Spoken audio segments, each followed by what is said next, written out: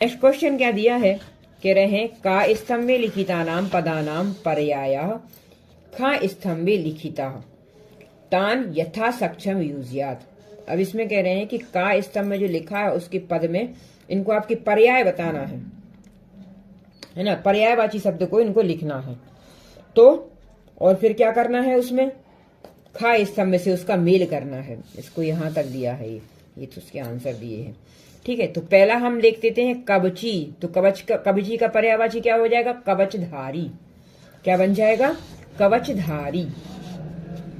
फिर आशु, आशु मतलब होता है जल्दी, शीघ्रम। जल्दी ही पलट के उन्होंने किसको देखा, फिर सीता जी को देखा और फिर रावण को देखा, है ना, जल्दी ही, आशु शीघ्रम। विरथ, विरथ कौन हो गया था, रथहीन, रथ विहीन जो हो जाता है उसको विरथ बोलते हैं, है ना, जो रथ से विहीन हो गया। फिर पपात, पपात का क्या हो जाता, आपतत, पपात का क्या हो जाएगा, आपतत। फिर भुवि, भुवि मतलब पृथ्व्याम, पृथ्वी पर। फिर पतक सत्तम, पतक सत्तम भी कौन थे, पक्षी श्रेष्ठ, जो पक्षियों में श्रेष्ठ हो उनको कहा। देखो कह रहे हैं कवची कवचधारी, आशु शीघ्रम, विरथ मतलब रथ विहीन, पपात आपतत, भुवि पृथिव्याम, पतक सत्तम मतलब पक्षियों में जो श्रेष्ठ कहे जाते हैं उनको कहा गया है। ठीक है, तो ये पर्यायवाची शब्द थे, इनका हमें मेल करना था बस, और उसमें कुछ नहीं था। ठीक है, इजी चीज, सारा चीज इसमें इजी दिए हैं, कुछ टफ नहीं दिया है। फिर कह रहे हैं अधलिखितानाम पदानाम विलोम पदानी मंजूषायाम दत्तेषु पदेषु चित्वा यथा सक्षम समक्षम लिखत। अधलिखिताम नीचे लिखे गए पदों में विलोम पद जो दिए गए हैं मंजूषा में, है ना, ये जो ब्रैकेट में जो दिए रहते हैं ना इसको मंजूषा कहा जाता है। मंजूषा में दिए गए, दत्तेषु मतलब दिए गए हैं उन पदों में से चुनकर यथा सक्षम जो सही है उसके आगे लिखो। ठीक है, तो पहला पद इन्होंने क्या दिया है, विलपंती। ठीक है, विलपंती मतलब रोना। इसका हम पर्यायवाची क्या लिख देंगे, तो विलोम शब्द क्या हो जाएगा, हसंती, हंसना। ठीक, आर्य मतलब श्रेष्ठ जो होते हैं, अनार्य मतलब जो श्रेष्ठ नहीं होते हैं। ठीक, राक्षस ऋणेन्द्र का विलोम देवेंद्र, राक्षस मतलब राक्षस, देवेंद्र मतलब देव। पाप कर्मणा, पाप कर्म, इसका विलोम शब्द क्या हो जाएगा, पुण्य कर्मणा, पुण्य कर्म। क्षिप्रम मतलब तेजी से, और मंदम मतलब धीरे से, धीरे धीरे। बिगर हेत और प्रशंसित, बिगर हेत का मतलब होता है निंदा, है ना, किसी की निंदा करना, और प्रशंसित मतलब प्रशंसा करना। वृद्ध युवा, बामेन बाई साइड की, बामेन मतलब बाई तरफ, आया ना इसमें, बाम बाहु मतलब बाई तरफ की। और इसका क्या हो जाएगा, दक्षिण, दक्षिण मतलब दक्षिण तरफ की, है ना। अतिक्रम में, अतिक्रम मतलब, और अनतिक्रम, अतिक्रम मतलब वो करना, किसी पे आक्रमण करना, है ना, और अनतिक्रम मतलब आक्रमण से जो विहीन हो।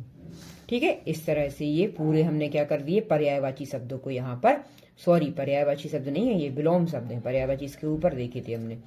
ठीक है, ये सब क्या है, विलोम शब्द दिए हुए थे। ठीक, तो ये विलोम शब्द ये पूरे हो गए। फिर नेक्स्ट क्या दिया है, अधोलिखितानि विशेषाणि पदानि प्रयोज्य संस्कृत वाक्यानि रचयत। ये कुछ शब्द दिए गए हैं, इन शब्दों के हमें क्या करना है, वाक्य में प्रयोग करना था। ठीक, जैसे शब्द दिया है इन्होंने शुभाम, तो हम ये क्या है, शुभाम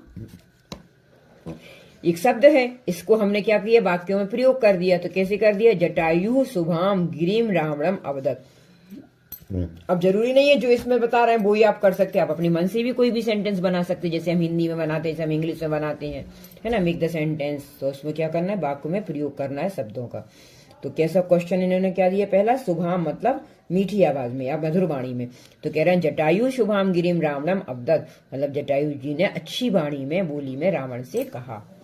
फिर खगादिपद, जटायु खगादिपद आसीत, जटायु कैसे कहे जाते हैं, जटायु खगों में उत्तम हो, इसीलिए उनको खगादिपद कहा जाता है। बामेन, रमेशा बामेन हस्तेन लिखती, बामेन मतलब बाईं तरफ से, तो कह रहे हैं रमेश बाईं तरफ से लिखता है। हतसारथी, जटायु आक्रमण रावण हतशारथी अववत। जटायु के आक्रमण से रावण हतशारथी हो गया था। हतशारथी मतलब सारथी, जो सारथी था वो कैसा हो गया, उसका मारा गया।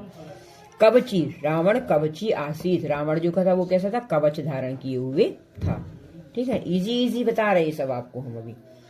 ठीक है, अब अपने अपने हिसाब से भी आप इसमें सेंटेंस बना सकते हैं, कोई बड़ी बात तो है नहीं इसमें सेंटेंस बनाने के लिए आपको। चलिए नेक्स्ट क्वेश्चन दिया है, उदाहरण अनुसार समस्त पदम रचयत। अब उदाहरण के अनुसार ये समस्त पदों को रचना है। पहला दिया है त्रयाणाम लोकानाम समाहारा। देखो इन्होंने क्या दिया, उदाहरण दिया है, उसके अनुसार कह रहे हैं अब इन सब पदों को लिखो। अब इसमें जो उदाहरण दिया है वो किस समाज, ये समास के उदाहरण दिए गए। तो कौन सा समाज है, ये द्विगु समाज। देखो जहां पर भी संख्यावाचक शब्द होते हैं वो कौन सा होता है, द्विगु समास होता है। ठीक है, संख्यावाचक जितने भी शब्द मिलेंगे आपको, अगर उसमें समास आता है तो क्या, कौन सा समास कहलाता है, द्विगु समास। इसको हम पढ़ें तो कौन सा समास पढ़ेंगे हम, इसको द्विगु समास। ये द्विगु समास के उदाहरण दिए गए हैं संख्यावाची शब्द। ठीक है, तो कह रहा है पहला क्या दिया है इन्होंने, त्रयाणाम लोकानाम समाहारा, तीनों लोके का समूह। या तो इसमें लास्ट में समूह आता है या समाहार। समाहार का मीनिंग भी होता है समूह भी। ठीक है, तो त्रिलोकी, इसको क्या कर देंगे हम, त्रिलोकी। पंचानाम बटानाम समाहारा, पंचवटी, 5 बटों का समूह। सप्तानाम पदानाम समाहारा, सप्तपदी, 7 पदों का समूह। अष्टानाम भुजानाम समाहारा, अष्टभुजी। चतुर्णी मुखानाम समाहारा, चतुर्मुखी। ठीक है, क्या करना है इसको, ये आपको समस्त पद में करके लिख देना है।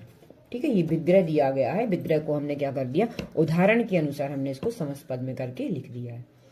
ठीक है, इस तरह से ये चैप्टर यहाँ पर खत्म होता है। यहाँ पर ऐसा कोई भी क्वेश्चन नहीं आया है जिसमें थोड़ा बहुत भी डाउट हो, सब इजी से एक्सरसाइज दी हुई है ना। सिर्फ इतना करना पड़ता है कि हम थोड़ा सा अगर चैप्टर को समझ लें तो हमसे सारी क्वेश्चन, सारी एक्सरसाइज आसानी से बन सकती है। वीडियो अच्छा लगा हो तो लाइक शेयर और सब्सक्राइब जरूर करें। आप हमें टेलीग्राम और इंस्टाग्राम पर भी फॉलो कर सकते हैं। Thank you.